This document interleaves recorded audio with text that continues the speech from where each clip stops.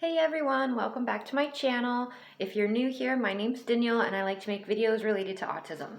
Today I wanted to make a video on different ways that you can help support someone who's on the spectrum. Again, you have to remember autism is a spectrum, and just because these are ways that help me doesn't mean they're supportive ways to help someone else on the autistic spectrum. So again, everybody is different, so you have to ask them. I sat down and I wrote out 5 different ways that I find helpful for me from other people. I got a lot of comments asking from parents different ways they can help their kids.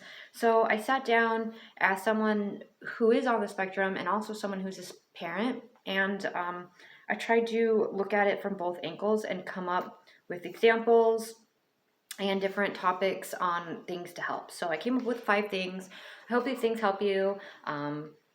If they do, if you already do them or you think these are great ideas, let me know in the comments. I always like feedback. I try to respond to you guys.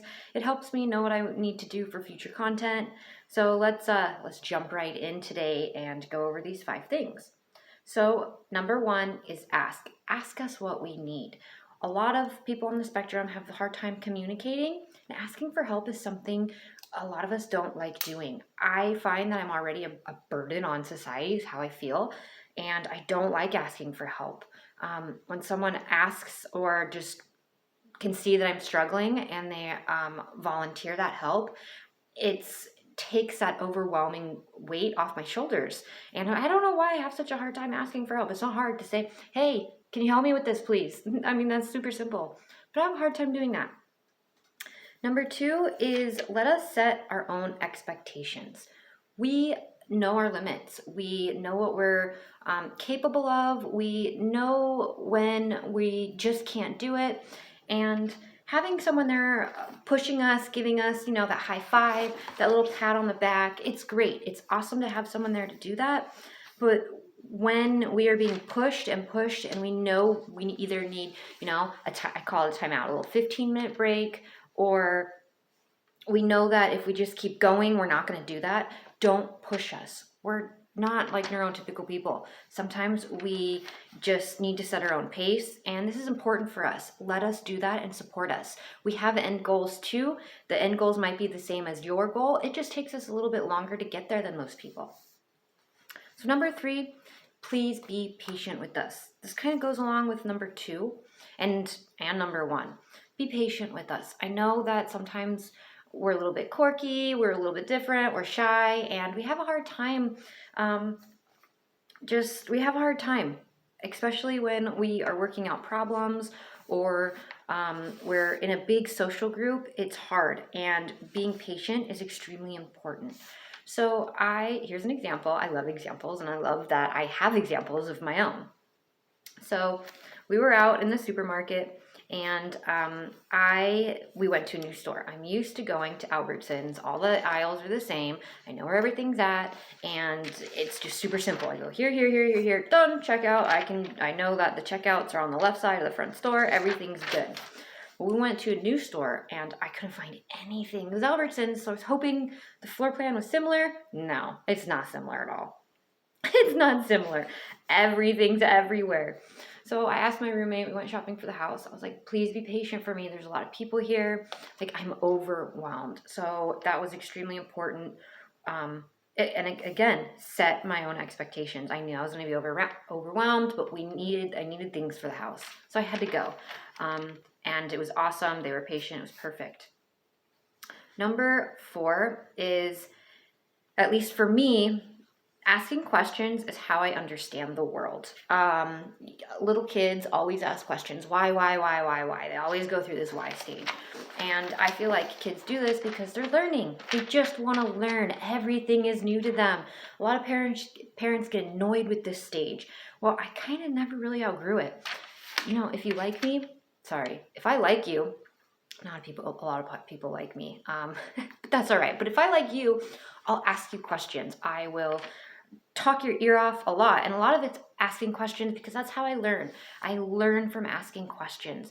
And as an adult, I have noticed when someone asks someone else a question, they feel like they're being interrogated and they get defensive.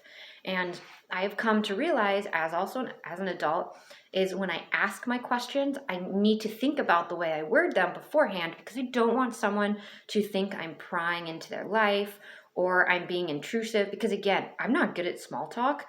I find it very pointless. So when I do find something very interesting, apparently most of the time it's something personal, and I'm being intrusive when that's not it. So please be patient with someone on the spectrum if they're asking a lot of questions. Most of the time it's because they're interested in what you're doing and they are trying to involve themselves.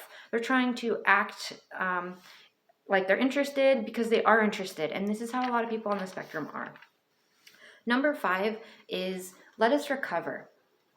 If we are in a meltdown or a burnout and you have noticed that your significant other or whoever it may be on the spectrum has kind of gone into a burnout, just, let them know, hey, maybe pat them on the back, or sometimes people don't like to be touched. So just let your presence be known. Hey, I'm here for you if you need anything. When you're ready, I'm here for you to talk. If you need some water or, just some food or just a buddy and don't want to talk, offer that to them. Some people, kind of like a cat, they want to know that you're around, but they want absolutely nothing to do with you. And that's okay. Sometimes I like to recover like this. There's nothing wrong with recovering like this.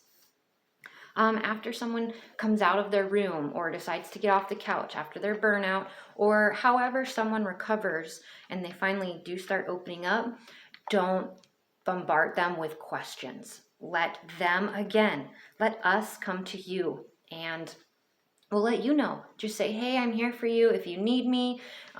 Just let me know what you guys need, and I'm here. And we appreciate that. A lot of the time after we recover, we're good on our own. We've managed the problem. We don't want to talk it out. We're good. We're just good figuring that part out on our own.